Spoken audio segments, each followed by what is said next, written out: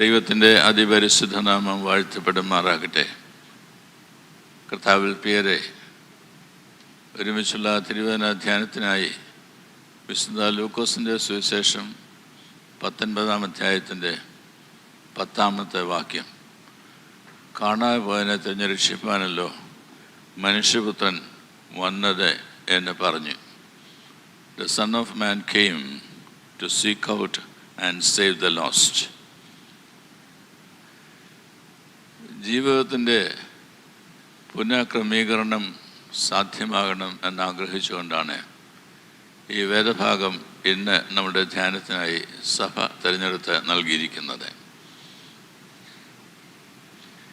ലൂക്കോസിൻ്റെ സുവിശേഷം 19-ാം അധ്യായത്തിൻ്റെ പ്രത്യേകത സക്കായി യേശുവിനെ കാണുന്നു എന്നുള്ളതാണ്. സക്കായിയുടെ പേര് സുവിശേഷത്തിൽ വരുവാൻ ഇടയായിട്ട് തോന്നുന്നത് അവൻ ധനവാനും ചുങ്കക്കാരിൽ പ്രധാനിയുമായതുകൊണ്ടല്ല, പിന്നെ യേശുവിനെ തൻ്റെ ഭവനത്തിൽ സ്വീകരിച്ചതിലൂടെ ജീവിതത്തെ പുനഃക്രമീകരണം ചെയ്യുവാനായിട്ടിടയായി തീർന്നു എന്നതാണ്. നാം ജീവിക്കുന്ന ഈ കാലഘട്ടം വളരെയേറെ യൂത്ത് മൈഗ്രേഷൻ സംഭവിച്ചുകൊണ്ടിരിക്കുന്ന ഒരു കാലഘട്ടമാണ്. യുവജനങ്ങൾ പഠിക്കുന്നതിനും ജോലി ചെയ്യുന്നതിനുമായി വിദേശങ്ങളിലേക്ക് കുടിയേറി പാർക്കുന്നതായിട്ടുള്ള കാലഘട്ടം. ഒരു പ്രധാനപ്പെട്ട ചോദ്യം അങ്ങനെ പോകുന്ന ആളുകളെ സംബന്ധിച്ചുള്ളത്, are you able to socially integrate with the people among whom you go and live? പോകുന്ന സ്ഥലത്ത് അവിടെയുള്ള ജനങ്ങളുമായി ഇൻറ്റഗ്രേറ്റഡായി ജീവിക്കുവാനായിട്ട് ഇടയായിട്ട് തീരുമോ? Not socially organic integration, but integrating themselves so that they can always be part of the community and society. ഇത് സാധ്യമായിട്ട് തീരുന്നുണ്ടോ എന്നത് ഇന്ന് ഈ കാലഘട്ടം ചോദിക്കുന്നതായുള്ളൊരു ചോദ്യമാണ്. അങ്ങനെ സാധിക്കാതെ പോകുന്ന ആളുകൾ സമൂഹത്തിൽ നിന്ന് തള്ളപ്പെടുന്നു. അങ്ങനെ സാധിക്കാതെ പോകുന്ന ആളുകൾ തങ്ങൾക്ക് പഠിച്ച് വളർന്നു വരുന്നതിനായിട്ടും ഒരു ജോലി ചെയ്ത് ഒരു സമൂഹത്തിൻ്റെ മധ്യത്തിൽ അർത്ഥവത്തായിട്ട് ജീവിക്കുന്നതിനായിട്ടും സാധിക്കാതെ പോകുന്നു. നാം എല്ലാവരും സഭാംഗങ്ങളായിരിക്കുന്ന അവസരത്തിൽ തന്നെ ഒരു വലിയ സമൂഹത്തിൻ്റെ മധ്യത്തിലാണ് ജീവിക്കുന്നത്. നമ്മോട് ചോദിക്കേണ്ടതായുള്ളൊരു ചോദ്യം, are we socially integrated? Are we socially integrated? ചുറ്റുപാട് പാർക്കുന്ന ആളുകളെ നമുക്കറിയാം, നെയ്ബർഹുഡിലുള്ള ആൾക്കാരെ അറിയാമെന്നുള്ളതല്ല, അവരുടെ മധ്യത്തിൽ അവരുമായി താതാത്മ്യപ്പെട്ട് ജീവിക്കുവാൻ തക്കവണ്ണം ഇടയായിട്ട് തീരുന്നുവോ എന്നുള്ളതാണ്. കഴിഞ്ഞ ദിവസം ഒരു മീറ്റിങ്ങിൽ ടാറ്റ ഹോസ്പിറ്റൽ ബോംബെയിലെ മേധാവി ഒരു ഓൺകോളജി സർജനും കൊല്ലം പട്ടണത്തിലെ കളക്ടറും വേദി പങ്കിടുകയായിരുന്നു.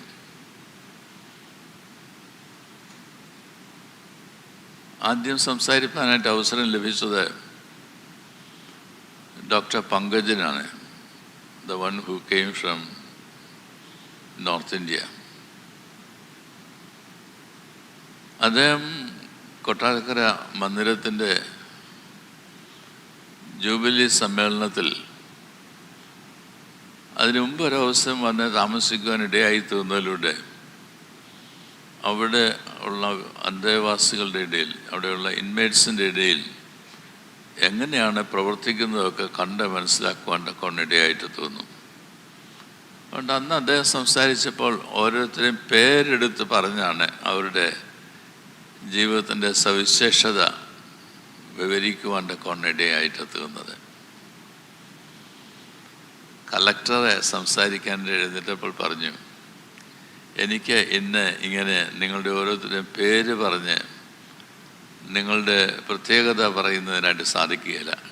കൊട്ടാരക്കരയിലുള്ള മന്ദിരം വളരെ നല്ല പ്രവർത്തനങ്ങൾ ചെയ്യുന്നു എന്ന് മാത്രമേ എനിക്ക് പറയുന്നതിനായിട്ട് സാധിക്കുകയുള്ളൂ. എന്നാൽ ഈ ജില്ലയിലെ കളക്ടറാണ് എന്നുള്ളത് കൊണ്ട് എനിക്ക് നിങ്ങളെ ഓരോരുത്തരെയും അറിയേണ്ടതായുള്ള ആവശ്യകതയുണ്ട്. അതുകൊണ്ട് ഞാൻ പോകുന്നതിന് മുമ്പായി അപ്രകാരം നിങ്ങളുടെയൊക്കെ പേരുകൾ, നിങ്ങൾ ആരാണ്, എന്താണ്, എങ്ങനെയാണ് പെരുമാറുന്നത്, ഈ കാര്യങ്ങളെല്ലാം ഉൾക്കൊള്ളുവാനായിട്ട് എനിക്കിടയായിട്ട് തീരും എന്നത് സൂചിപ്പിക്കുകയുണ്ടായി. നാം ഒരു സമൂഹത്തിൻ്റെ മധ്യത്തിൽ ജീവിക്കുമ്പോൾ ആ സമൂഹത്തിലുള്ള മറ്റാളുകളെയൊക്കെ അറിഞ്ഞ്, സ്നേഹിച്ച്, മാനിച്ച്, ആദരിച്ച് അവരുമായിട്ട് ഒത്തൊരുമിച്ച് ജീവിപ്പാൻ്റെ കോണം ഇടയായിട്ട് തീരുന്നുണ്ടോ? ഇന്നത്തെ ഒരു ധ്യാന ചിന്തയിൽ ഞാൻ ഇപ്രകാരം വായിക്കുകയുണ്ടായി. 2 ഭവനങ്ങൾ, അതിലൊന്ന് ഒരു ധനികനാണ്, മറ്റൊരാൾ ഒരു കർഷകനാണ്, സാധാരണക്കാരനായിട്ടുള്ള മനുഷ്യൻ. എന്നാൽ ഈ കർഷകനായുള്ള മനുഷ്യൻ കൃഷി ചെയ്താണല്ലോ ജീവിക്കുന്നത്. അതുകൊണ്ട് തന്നെ തനിക്ക് കോഴികളെയൊക്കെ വളർത്തേണ്ടതായുള്ള ആവശ്യകതയാണ്. എന്നാൽ തൻ്റെ പറമ്പിൽ നിന്ന് കോഴി അപ്പുറത്തെ പറമ്പിലേക്ക് ചെന്ന് ധനികൻ്റെ സ്ഥലത്ത് പ്രവേശിക്കുന്നത് ധനികന് ഇഷ്ടമുള്ള കാര്യമല്ല. അതുകൊണ്ട് പറഞ്ഞു, ഇനിയും നിൻ്റെ കോഴികൾ എൻ്റെ സ്ഥലത്തേക്ക് പ്രവേശിച്ചാൽ ഞാനതിനെ കൊന്നോടിയിട്ടേക്കും. ഒരു ദിവസം കർഷകന് പകൽ സമയത്ത് ജോലി ചെയ്യുന്നതിനായി മറ്റൊരു സ്ഥലത്ത് പോകേണ്ടതായിട്ട് വന്നു. മടങ്ങി വന്ന അവസരത്തിൽ 4 കോഴികൾ കൊന്നവിടെ ഇട്ടിരിക്കുന്നത് കാണുകയുണ്ടായി. ദുഃഖം തോന്നും, സ്വാഭാവികമാണ്. എന്നാൽ ആ 4 കോഴികളെ നന്നായിട്ട് പാചകം ചെയ്തതിന് ശേഷം അദ്ദേഹം കുക്ക് ചെയ്തതായിട്ടുള്ള ആ കോഴിക്കറിയുമായി അടുത്തുള്ള ധനവാൻ്റെ വീട്ടിലേക്ക് ചെന്നതിന് ശേഷം പറഞ്ഞു, അങ്ങ് ഇത് സ്വീകരിക്കണം. തെറ്റ് എൻ്റെ ഭാഗത്താണ്, ഞാൻ കോഴികളെ ഇങ്ങനെ തുറന്നു വിടരുതായിരുന്നു, എന്നാൽ സംഭവിച്ചു പോയി. എന്നാൽ എനിക്ക് നിങ്ങൾ മാത്രമേ ഉള്ളൂ അയൽക്കാരനായിട്ട്, അതുകൊണ്ട് നിങ്ങളിത് സ്വീകരിക്കണം. അദ്ദേഹം അത് സ്വീകരിച്ചു. പക്ഷെ അന്ന് രാത്രിയിൽ ഉറങ്ങുന്നതിനായിട്ട് സാധിച്ചില്ല.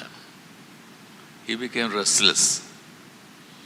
അതുകൊണ്ട് അടുത്ത ദിവസം എഴുന്നേറ്റ അവസരത്തിൽ തന്നെ ഈ 2 പേരുടെയും വീടുകളെ തമ്മിൽ 2ആക്കി കാണിച്ചിരുന്ന വേലി അങ്ങ് പൊളിച്ചു കളഞ്ഞു. എന്നിട്ട് പറഞ്ഞു, നീ കോഴിയെ വളർത്തണം, നിന്റെ കോഴി എൻ്റെ സ്ഥലത്തോട്ട് വന്നോട്ട്, എനിക്കും നീ മാത്രമേ ഉള്ളൂ അയൽക്കാരനായിട്ട്. ആരായിരിക്കണം നമ്മുടെ അയൽക്കാരൻ? ആ അയൽക്കാരനോടുള്ള നമ്മളുടെ പെരുമാറ്റം എങ്ങനെയുള്ളതായിരിക്കണം?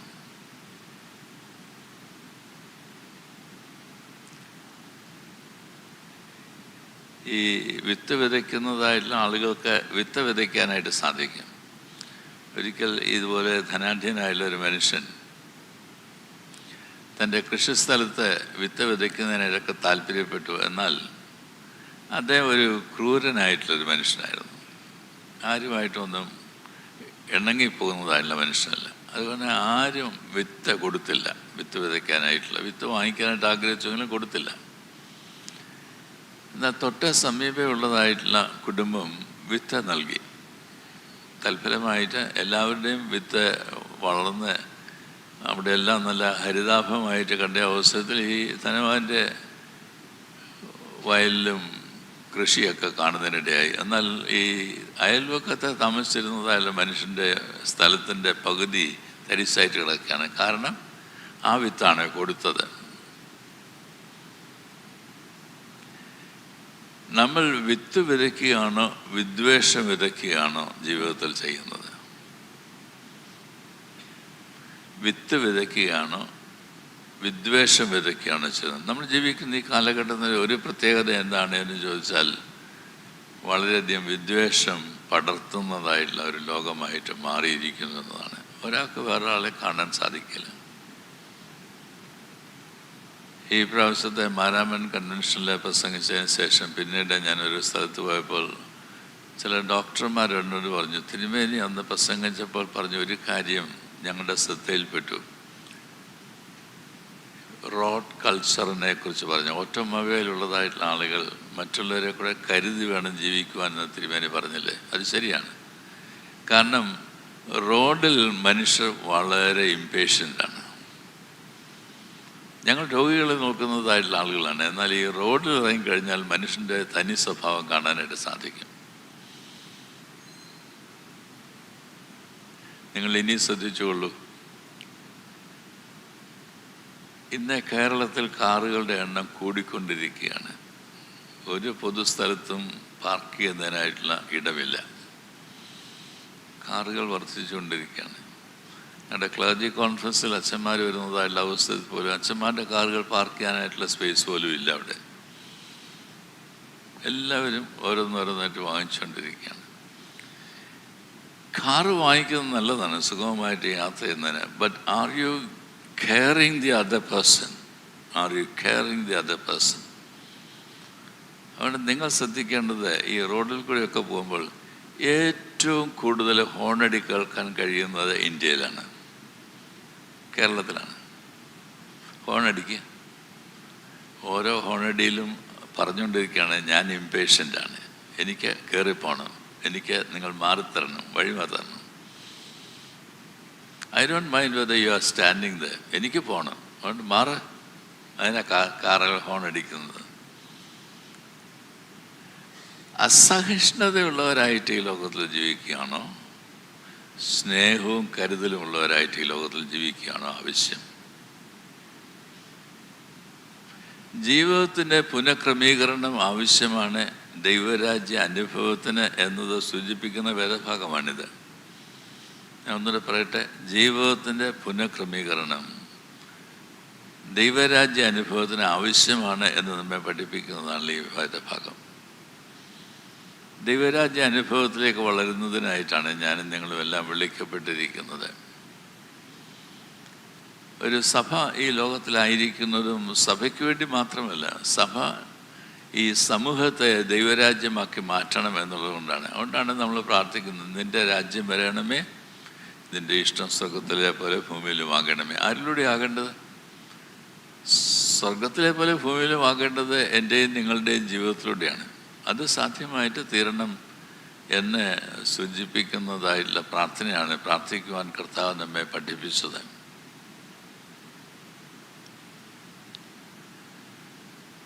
കാണാൻ പോയതിനെ തെരഞ്ഞു രക്ഷിപ്പാനല്ലോ മനുഷ്യപുത്രൻ വന്നത് എന്ന് പറഞ്ഞാൽ ഇതിനാ എൻ്റെ അർത്ഥം. നമ്മൾ പറഞ്ഞങ്ങ് അതങ്ങ് വളരെ പരിചയമുള്ള ഭാഗമായിട്ട് മാറിയിട്ടുണ്ട്. ആരാ കാണാൻ പോയത്? രണ്ടർത്ഥമുണ്ട്. ഒന്ന്, ദോസ് ഹു ആർ ലോസ്റ്റ്. രണ്ട്, നമുക്ക് കണ്ണുണ്ടെങ്കിലും പലരെയും കാണുന്നില്ല, പലരുടെയും ആവശ്യങ്ങളെ മനസ്സിലാക്കുന്നില്ല. ആർദ്രതയോടെ മനസ്സിലോടെ പെരുമാറേണ്ടതായിട്ടുള്ള രംഗങ്ങളിൽ അതില്ലാതെ പോകുന്നതായിട്ടുള്ള രംഗങ്ങൾ ഇല്ലേ? കാണാതെ പോയവ, നമ്മൾ കാണാതെ പോവുകയാണ്. ഈ രണ്ടർത്ഥത്തിലും ഇത് നമ്മെ ചിന്തിപ്പിക്കേണ്ടതായുള്ള വസ്തുതയാണ്. കാണാതെ പോയതിനെ തെരഞ്ഞ് രക്ഷിപ്പാനല്ലോ മനുഷ്യപുത്രൻ വന്നത്. സക്കായിയുടെ ജീവിതത്തെക്കുറിച്ചാണ് പറയുന്നത്. സക്കായി ശരീരവളർച്ചയിൽ കുറിയനായിരുന്നു. അവൻ്റെ പുരുഷാന നിമിത്തം അവന് കഴിഞ്ഞില്ല, വേദപുസ്തകത്തിൽ എഴുതിയിട്ടുണ്ട്. എന്നാൽ അവൻ ജനങ്ങളുടെയൊക്കെ പുറകിലാണ് നിന്നതെങ്കിലും കർത്താവിന് അവനെ കാണാമായിരുന്നു, അറിഞ്ഞിരുന്നത്. കാരണം വഴിയരികിലിരുന്നതല്ല ഭിക്ഷക്കാരനോട്, തിമായിയുടെ മകൻ ഭർത്തിമായി എന്ന് നമ്മൾ വിളിക്കുന്നതായിട്ട് മനുഷ്യൻ വരാൻ പറഞ്ഞു. യേശുവോട് നിന്നു, നിനക്ക് എന്ത് ചെയ്യണം? ദാവീദ് പുത്രനോട് കരുണ തോന്നണമേ. എന്നാൽ സക്കായി യേശുവിനെ കാണുവാൻ ഒരു കാട്ടത്തെ വൃക്ഷത്തിൽ കയറി അവിടെ മറഞ്ഞിരിക്കുകയാണ്. അവൻ ആയുസ്സിൽ വിചാരിച്ചു എനിക്ക് വിചാരമില്ല യേശു അവനെ കണ്ടിട്ട് അവനോട് സംസാരിക്കുമെന്നുള്ളത്. But he did. അപ്പോൾ മറഞ്ഞിരിക്കുന്നതിനെ വെളിച്ചത്ത് കൊണ്ടുവരുവാൻ ഇടയായി തീർന്ന കർത്താവായ യേശു ക്രിസ്തുവിനെ കുറിച്ചാണ് നാം പഠിക്കുന്നത്. അതുകൊണ്ടാണ് ഇതൊരു സുവിശേഷമായിട്ട് മാറുന്നത്. കാണാതെ പോയവർക്കുള്ളതായാലൊരു സുവിശേഷമാണ് ലൂക്കോസിൻ്റെ സുവിശേഷം എന്ന് പറഞ്ഞാൽ അത് ഒന്നുകൂടെ നിങ്ങൾ വായിക്കേണ്ടതായിട്ട് വരും, ആ രീതിയിൽ അതിനെ കാണുന്നതിനായിട്ട്. എന്നാൽ ഇവിടെ ഈ ലൂക്കോസിൻ്റെ സുവിശേഷത്തിലാണ് പറഞ്ഞിരിക്കുന്നത്, കാണാതെ പോയതിനെ തിരഞ്ഞ് രക്ഷിപ്പാനല്ലോ മനുഷ്യപുത്രൻ വന്നത് എന്നത്. മാരാമൻ കൺവെൻഷൻ്റെ അവസരത്തിൽ major arch bishop Raphael Thattil പിതാവ് അവിടെ സംസാരിച്ച അവസരത്തിൽ തൻ്റെ പരിചയത്തിലുള്ള ഒരു ഡോക്ടറെ കുറിച്ച് പറയുകയുണ്ടായി. ഒരു പാഴ്സി ഡോക്ടറാണ്. പാഴ്സി. ആ ഡോക്ടറിൻ്റെ റിട്ടയർമെൻറ്റ് ഫംഗ്ഷനിൽ തിരുമേനി പോയി സംബന്ധിച്ചു. അതുകൊണ്ടാണ് അതൊക്കെ ഓർത്തിരിക്കുന്നത്. അപ്പോൾ പറഞ്ഞു, ഡോക്ടറെ മറുപടി പറഞ്ഞ അവസ്ഥയിൽ പറഞ്ഞു, ഞാൻ കുറച്ച് നാൾ, ഒരു മാസമല്ല, ഇവിടെ വന്ന് ഈ ആശുപത്രിയിൽ പ്രവർത്തിച്ചതിന് ശേഷം എനിക്ക് മടങ്ങി എൻ്റെ നാട്ടിൽ പോകണം എന്നുള്ള ആഗ്രഹത്തിലാണ് വന്നത്. എന്നാൽ റിട്ടയർ ചെയ്യുന്നതും വരെ അവിടെ പ്രവർത്തിക്കുവാനായിട്ട് ഇടയായി തോന്നുന്നു. എന്താണ് ആ ഡോക്ടറെ ആകർഷിച്ചത്? ഡോക്ടർ പറഞ്ഞു, ഞാൻ എല്ലാ ദിവസവും ഇവിടെ പ്രവർത്തനത്തിനായിട്ട് വരുന്ന അവസ്ഥയിൽ ഇവിടെയുള്ള ഈ സിസ്റ്റേഴ്സ് അവർ ക്രൂശിതനായ യേശുവിൻ്റെ മുമ്പിൽ ചെന്ന് പ്രാർത്ഥിക്കുന്നത് ഞാൻ കണ്ടിട്ടുണ്ട്. എന്നിട്ട് പറയും, Lord, you do not have hands, here are my hands. You do not have feet, here are my feet. നിനക്ക് വേണ്ടി ജീവിക്കുവാനായിട്ട് എന്നെ തന്നെ സമർപ്പിക്കുന്നു. ഈ പ്രാർത്ഥന അദ്ദേഹം എല്ലാ ദിവസവും കേൾക്കുന്നുണ്ടായിരുന്നു, അല്ലെ കാണുന്നുണ്ടായിരുന്നു. എന്നിട്ട് ആ പകൽ സമയത്തുള്ള അവരുടെ പ്രവർത്തനങ്ങളാണ് വ്യത്യസ്തമായിട്ട് തീരുന്നത്. ഏത് രോഗി ആശുപത്രിയിൽ വരുമ്പോൾ രോഗി മരിച്ചുപോയാലും കുഴപ്പമില്ല എന്ന് ചിന്തിക്കല്ല, വല്ല വിധേനയും രക്ഷപ്പെടുത്താമോ എന്ന് ചിന്തിക്കുന്നതാണ് ശരിയായിട്ടുള്ള ആതുര ശുശ്രൂഷ. വല്ല വിധേനയും രക്ഷപ്പെടുത്തുവാനായിട്ട് സാധിക്കുമോ? നമുക്ക് എത്രയോ കേസസ് അറിയാം. എന്ത് ഇൻറ്റൻസായിട്ടുള്ള ആഗ്രഹത്തോടു കൂടിയാണ് ഓരോ ആശുപത്രി മാറി മാറി രോഗികളെ കൊണ്ടുപോകുന്നത്. എങ്ങനെയെങ്കിലും രക്ഷപ്പെടുത്തണം. അപ്പോൾ എങ്ങനെയെങ്കിലും രക്ഷപ്പെടുത്തുവാനായിട്ട് ഓരോ രോഗിയെയും പ്രത്യേകമായിട്ട് കണ്ട് ആ രോഗാവസ്ഥ മനസ്സിലാക്കി ട്രീറ്റ് ചെയ്യുന്നതായിട്ടുള്ള ഒരു കൂട്ടം ആൾക്കാരെ കാണുമ്പോൾ ആർക്കാണ് ആശുപത്രി വിട്ടു പോകുവാൻ ഇടയാകുന്നത്? ആർക്കാണ് അതിന് താല്പര്യം ഉണ്ടാകുന്നത്? ഡോക്ടർ പറഞ്ഞു, എനിക്ക് പോകണമെന്ന് ആഗ്രഹമുണ്ടായിരുന്നു, പക്ഷെ പോകാൻ കഴിഞ്ഞില്ല. ഞാൻ ഈ റിട്ടയർ ചെയ്യുന്നതല്ല കാലം വരെയും ഇവിടെ ശുശ്രൂഷ ചെയ്യുവാൻ്റെ കൊണ്ടിടയായി തീർന്നത് ഇവരുടെ സമർപ്പണമാണ്.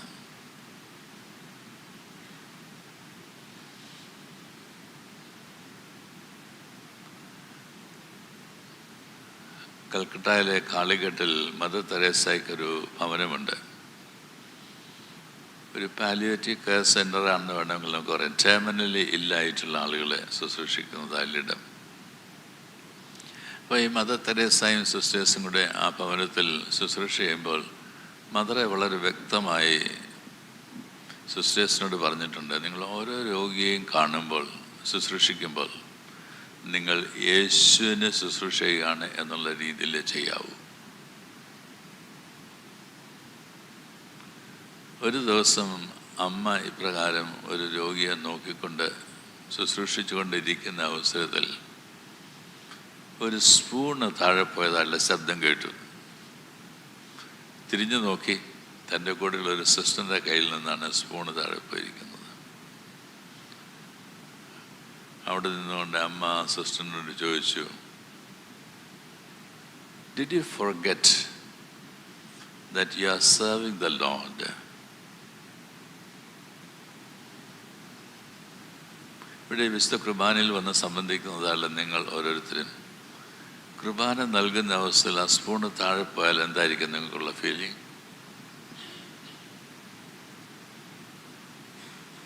ഇതാണ് അമ്മ ആ സിസ്റ്ററിനോട് ചോദിച്ചത്.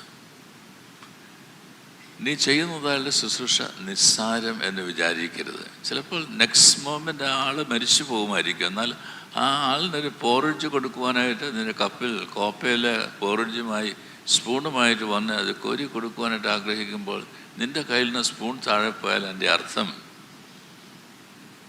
നീ ആ പേഷ്യൻറ്റുമായിട്ട്, ആ ആളുമായിട്ടുള്ള ബന്ധത്തിൽ തകർന്നു പോയിരിക്കുന്നു എന്നതാണ്. Can you understand that when we deal with other people in the larger society? People in the larger society.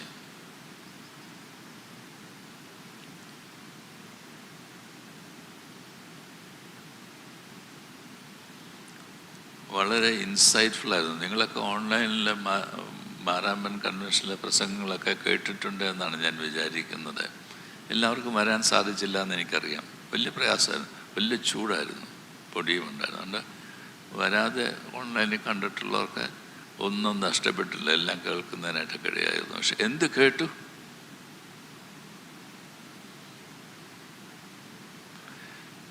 ഒരാഴ്ചത്തെ വചന കേൾവിയിലൂടെ നാം ട്രാൻസ്ഫോംഡ് ആയോ?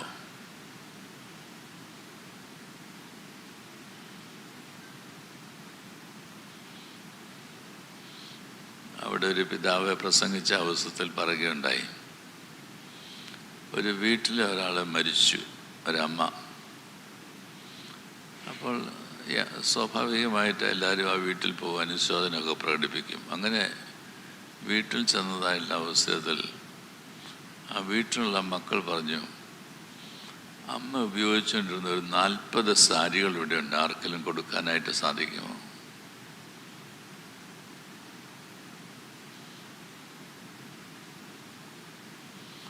പിതാവ് പറഞ്ഞു, മരിച്ചതിന് ശേഷമല്ല സാരികൾ കൊടുക്കേണ്ടത്, ജീവനോടിരിക്കുമ്പോൾ കൊടുക്കാൻ പഠിക്കണം.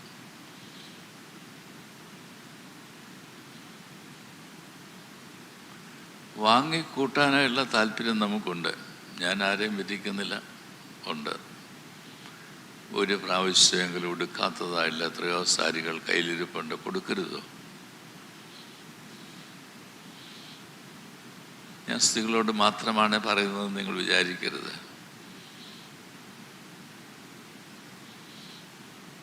ഒരു വെഡിങ് റിസപ്ഷന് പോകുവാൻ സാധിക്കാതെ പിതാവ് ആ ഭവനത്തിൽ ചെന്നതായുള്ള അവസരത്തിൽ ആ ഭവനത്തിലുള്ള ആളുകളുടെ ചർച്ച ഇപ്രകാരമാണ്, ഈ ബാക്കി വന്ന ഭക്ഷണമൊക്കെ ആർക്കാ കൊടുക്കാൻ കഴിയുന്നത്? എൻ്റെ പിതാവ് ഒരു പുരോഹിതനായിരുന്നു, അതുകൊണ്ട് പറഞ്ഞു, എനിക്കൊരു സ്ഥലം അറിയാം, ഞാനൊരു വിളിച്ച് ചോദിക്കട്ടെ. അങ്ങനെ വിളിച്ചു ചോദിച്ചപ്പോൾ മറുവശത്തു നിന്ന് വന്ന മറുപടി ഇതാണ്,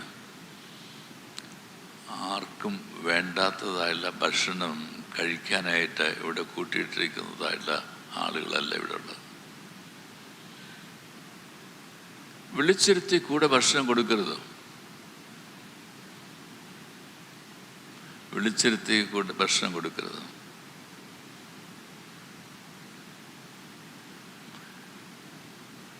വേദപുസ്തകം നമ്മുടെ കയ്യിലൊക്കെ കിട്ടാൻ തുടങ്ങിയിട്ട് എത്രയോ നാളായി. വേദപുസ്തകം ഇല്ലാത്ത ആരെങ്കിലും ഇവിടെ ഇരിപ്പുണ്ടെന്ന് എനിക്ക് വിചാരമില്ല. വേദപുസ്തകമാണ് നമ്മളുടെ സമൂഹത്തിൽ ഒത്തിരി വ്യത്യാസങ്ങളൊക്കെ വരുത്തിയിട്ടുള്ളത്. സ്ത്രീ പുരുഷന്മാർക്കുള്ള പങ്കാളിത്തത്തെക്കുറിച്ചൊക്കെ മനസ്സിലാക്കാനിടയായി തീർന്നത് അതിൻ്റെ വെളിച്ചത്തിലാണ്. ലിംഗഭേദം പാടില്ല. എന്നാൽ ഈ ഉച്ച നീച അസമത്വം അതിന്നും എന്താ നമ്മുടെ മനസ്സിലിങ്ങനെ കുടികൊള്ളുന്നത്?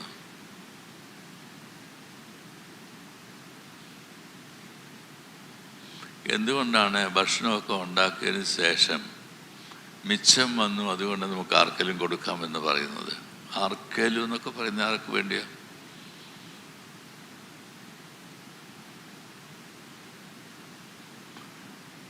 കാണാതെ പോയതിനെ തിരഞ്ഞ് രക്ഷിപ്പാനല്ലോ മനുഷ്യപുത്രൻ വന്നത്. സഖായുടെ ഭവനത്തിൽ യേശുക്രിസ്തു പറയുന്നത്, ഇന്ന് ഈ വീട്ടിന് രക്ഷയുണ്ടായി എന്നതാണ്. അതാണ് സുവിശേഷം. ഇന്ന് ഈ വീട്ടിന് രക്ഷയുണ്ടായി.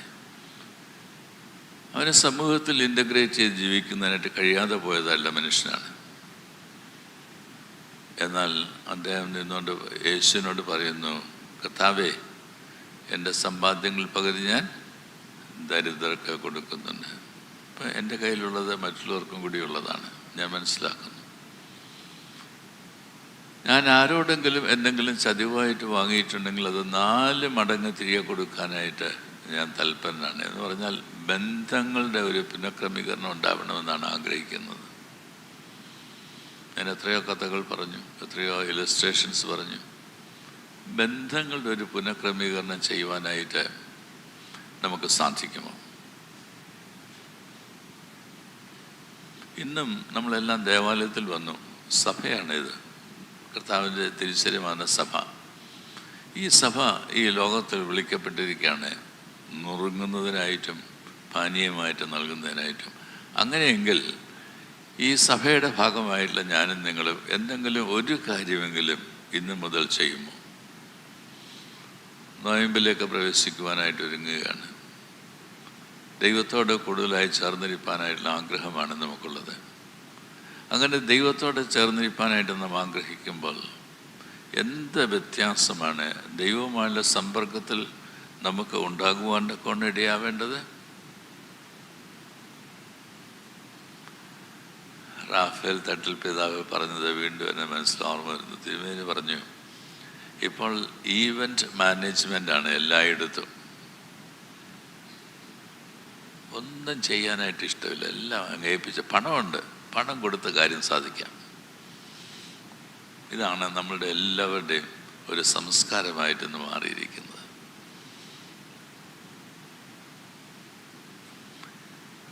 തിരുമേനി പറഞ്ഞു, ഒരു മരണ വീട്ടിൽ താൻ ചെന്നതായിട്ടുള്ള അവസരത്തിൽ താൻ വരുന്നത് കണ്ടപ്പോൾ തന്നെ ഈവൻറ്റ് മാനേജ്മെൻറ്റ് നടത്തുന്നത് അല്ലെങ്കിൽ ചില ആളുകളൊക്കെ തൻ്റെ അടുത്ത് വന്നു കൊടുക്കുകയാണ് ആ മൃതദേഹത്തിൽ വയ്ക്കാനായിട്ടുള്ള പുഷ്പങ്ങൾ.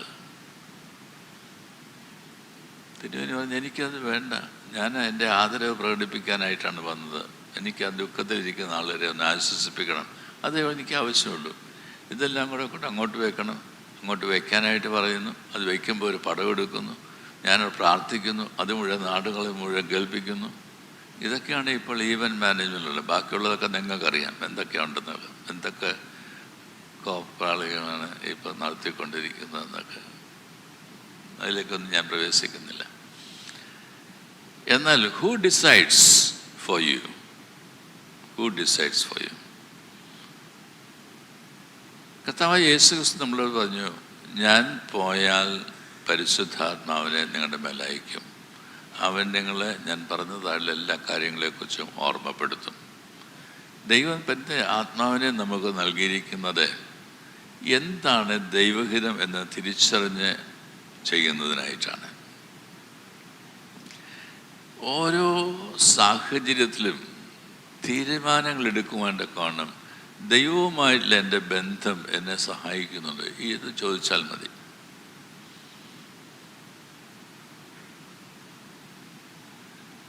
വളരെ അധികം ഡിസിഷൻസ് ജീവിതത്തിൽ എടുക്കുന്നതിനായിട്ടുണ്ട്. ഇരിക്കുന്ന എല്ലാവർക്കും, ഞാൻ ഉൾപ്പെടെ എല്ലാവർക്കും ഒത്തിരി ഡിസിഷൻസ് എടുക്കാനായിട്ടുണ്ട്. ഓരോ ഡിസിഷൻ എടുക്കുന്ന അവസരത്തിലും ദൈവത്തോട് ചേർന്ന് ദൈവാത്മാവിനാൽ പ്രേരിതരായാണ് ഈ തീരുമാനം എടുക്കുന്നത് എന്ന് പറയാനായിട്ട് സാധിക്കുമോ? ആദിമസഭയെക്കുറിച്ച് അങ്ങനെ പറഞ്ഞു, പരിശുദ്ധാത്മാവിനും ഞങ്ങൾക്കും ബോധ്യമായത്, പരിശുദ്ധാത്മാവിനും ഞങ്ങൾക്കും ബോധ്യമായത്. ഇത് ജീവിതത്തിൽ പ്രാവർത്തികമാക്കി തീർക്കുവാനായിട്ട് നമുക്ക് ഇടയായിട്ട് തീരുമോ?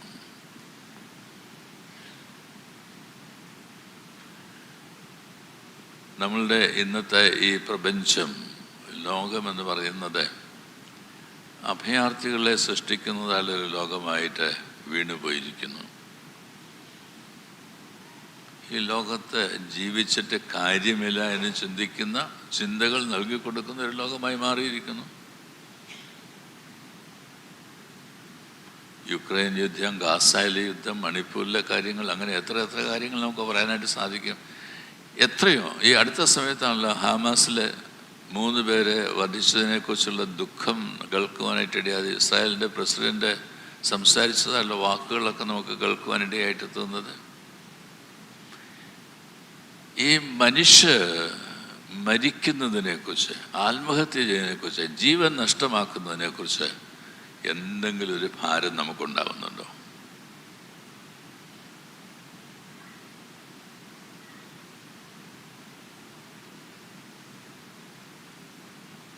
ഇന്ന്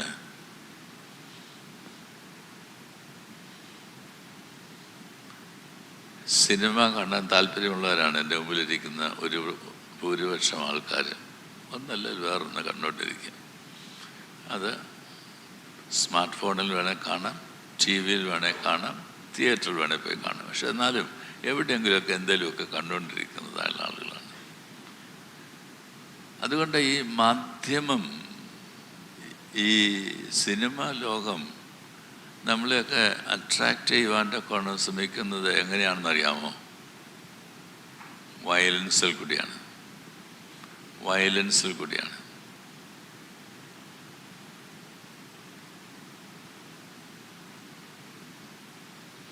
ഒരു ബുദ്ധാശ്രമത്തിൽ ചെന്നതായുള്ള കുഞ്ഞ് ആ ബുദ്ധാശ്രമത്തിൽ ഇങ്ങനെ കളിച്ചുകൊണ്ടൊക്കെ നടക്കുന്ന അവസരത്തിൽ ഈ തുമ്പപ്പൂവിലൊക്കെ വന്നിരിക്കുന്നതല്ല പൂമ്പാറ്റയെ പിടിക്കുന്നതിനായിട്ട് പിടിച്ചു 1 പിടിച്ചു. എന്നിട്ട് ആ തുമ്പിയുടെ വാലിൻ്റെ അറ്റത്ത് ഒരു വലിയ ഭാരമുള്ള കല്ലുമൊക്കെ കെട്ടിയിട്ട്, ഇതൊക്കെ പറയുമ്പോൾ നിങ്ങളുടെ പലരുടെയും മുഖത്തൊക്കെ ചിരി വരുന്നുണ്ട്. ഇതൊക്കെ ഞങ്ങളും പഴപ്പഴം ചെയ്തതാണല്ലോ. ശരിയാണ്. കെട്ടിയിട്ട് ആ തുമ്പിക്ക് പറക്കാൻ പ്രയാസമുള്ളതായിട്ടുള്ള സാഹചര്യം സൃഷ്ടിച്ചു. അന്ന് രാത്രി ആ കുഞ്ഞെ കിടന്നുറങ്ങി. രാവിലെ എഴുന്നേറ്റപ്പോൾ കുഞ്ഞിന് എഴുന്നേക്കാൻ പാടില്ല. കാരണം ചെയിൻ ഇട്ടിരിക്കുന്ന ഒരു വലിയ കല്ലുമായിട്ട് ബന്ധിച്ചാണ് അവനെ കെട്ടിയിട്ടിരിക്കുകയാണ്. അപ്പോൾ ഈ ആശ്രമത്തിലെ സന്യാസി വന്ന് ഈ കുട്ടിയോട് പറഞ്ഞു, നീ ഇന്നലെ ഒരു തുമ്പിയെ വേദനിപ്പിച്ചത് അറിയാമോ? ഇന്നിപ്പോൾ നിനക്ക് നിന്റെ വേദന അതികഠിനമായിരിക്കുന്നു. ഇതിൽ നിന്ന് സ്വാതന്ത്ര്യം പ്രാപിച്ചാൽ കൊള്ളാമെന്നുണ്ട്. നാളെ മുതൽ നീ തുമ്പിയെ ഉപദ്രവിക്കരുത്. അത്രയും ചെറിയതായുള്ള കാര്യങ്ങൾ പോലും സൂക്ഷ്മതയുള്ളവരായിട്ട് ജീവിപ്പാനായിട്ട് നമുക്കിടയാകുമോ? വയലൻസാണ് ഈ ലോകത്തിൽ എവിടെ പോയാലും നമ്മൾ എൻ്റർടൈൻ ചെയ്യുന്നത്. വയലൻസ് ഒപ്പിയെടുക്കുവാനൊക്കെ വേണം പെട്ടെന്ന് ക്ലിക്ക് ചെയ്യുന്നതിനായിട്ട് നമുക്ക് താല്പര്യമുണ്ട്. എന്നാൽ ഒരു തുള്ളി വെള്ളം കൊടുക്കാനായിട്ട് നമുക്ക് താല്പര്യം ഉണ്ടാവുകയില്ല.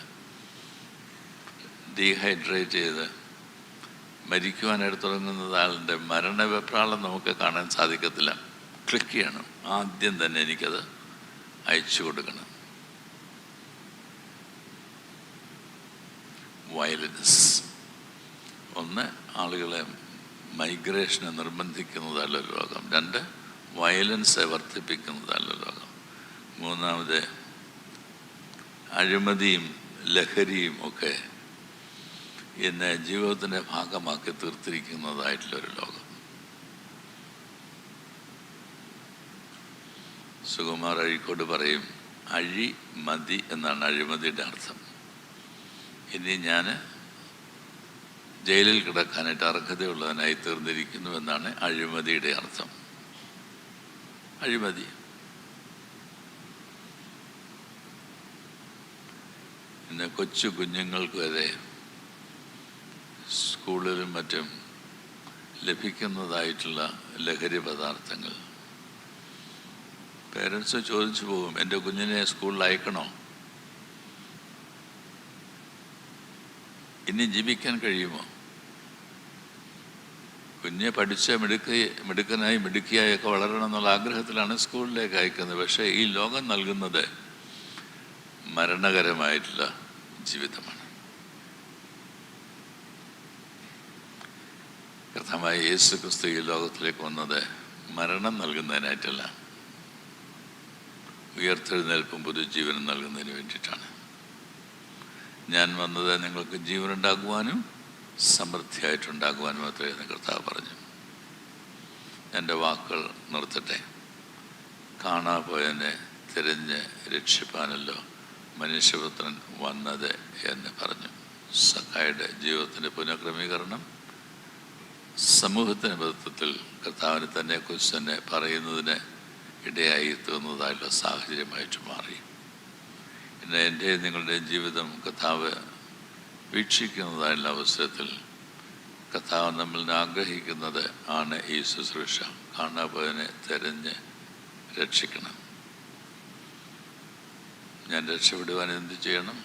കർത്താവായ യേശു ക്രിസ്തുവിൽ വിശ്വസിക്കുക. എന്നാൽ നീ നിൻ്റെ കുടുംബവും രക്ഷ പ്രാപിക്കും. യേശുവിനെ അർത്ഥവത്തായി ഈ ലോകത്ത് നൽകുവാൻ നമ്മളുടെ ജീവിതത്തിലൂടെ പ്രവർത്തനങ്ങളിലൂടെ സാധ്യമായി തീരുന്നുണ്ടോ എന്ന് ദൈവസന്നിധിയിൽ ചോദിക്കാം. ദൈവം നമ്മെ അനുഗ്രഹിച്ച് ആശീർവദിക്കട്ടെ.